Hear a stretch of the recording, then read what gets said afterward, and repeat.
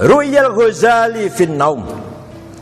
Imam Ghazali setelah wafat ada yang memimpikan, muridnya apa temannya lah, mimpi jumpa Imam Ghazali. Sudah wafat Imam Ghazalinya. Imam Ghazali itu nama lengkapnya siapa?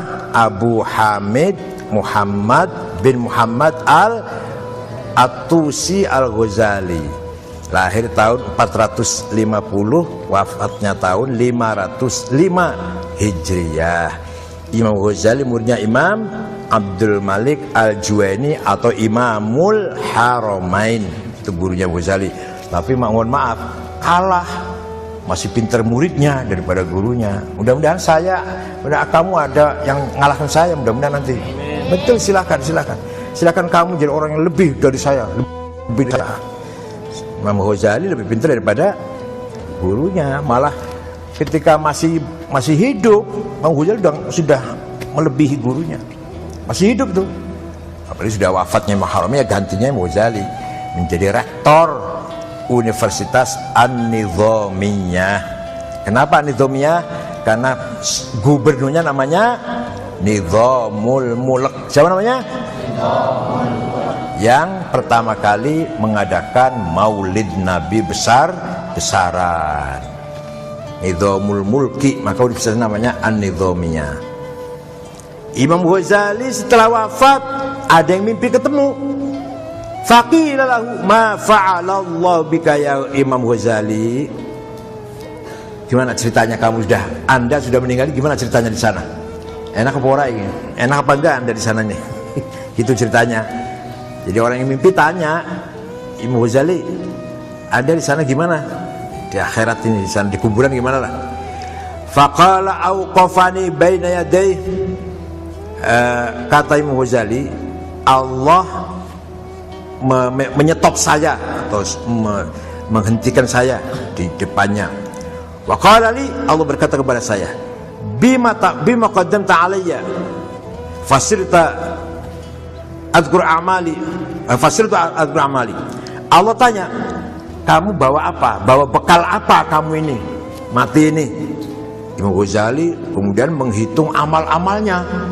Saya sholat malam, sholat sunnah, saya puasa fardu, puasa sunnah, saya haji dan umroh, saya baca Quran, saya ngarang dan semuanya lah. Walhasil saya mengajar, disebut semua amalnya Kak Imam Ghazali. Dijawab, lam aqbalha, saya tidak menerima amal kamu.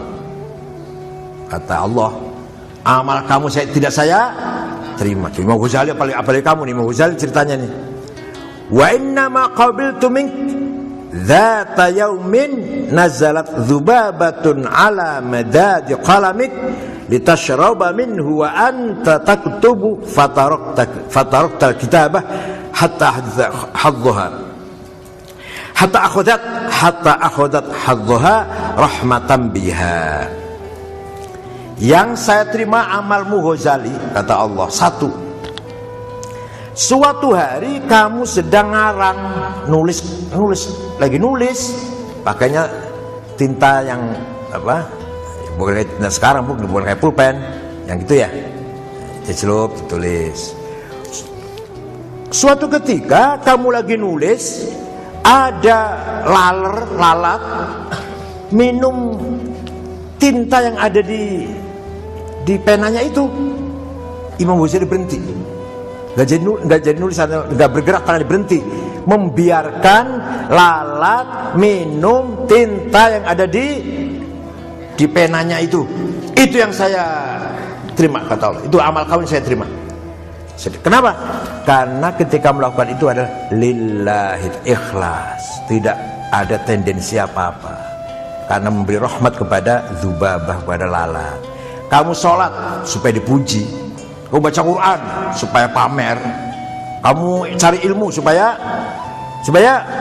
pinter. Kalau pinter jadi pejabat, gitu kan? Lillahi ta'ala nggak gitu? Lillahi ta'ala nggak? Tapi Imam Ghazali membiarkan lalat minum dari tinta yang ada di penanya itu dengan sendirinya, otomatis ikhlas, otomatis. Lah pamer pada siapa? Nggak ada orang-orang. Pamer sama siapa? Punya tendensi apa?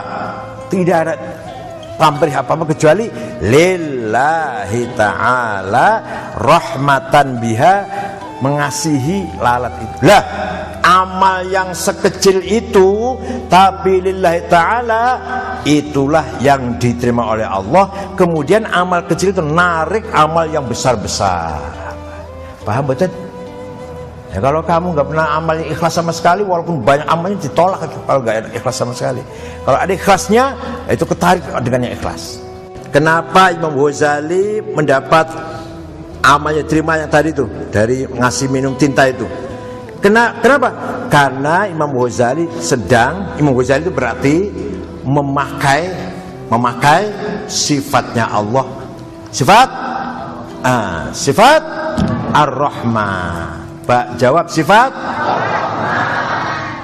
Jadi Imam Ghazali ketika berhenti nulis, membiarkan lalat minum tintanya, itu di situ tuh, di detik itu Imam Ghazali sedang memakai jiwanya, memakai sifat Ar-Rahman.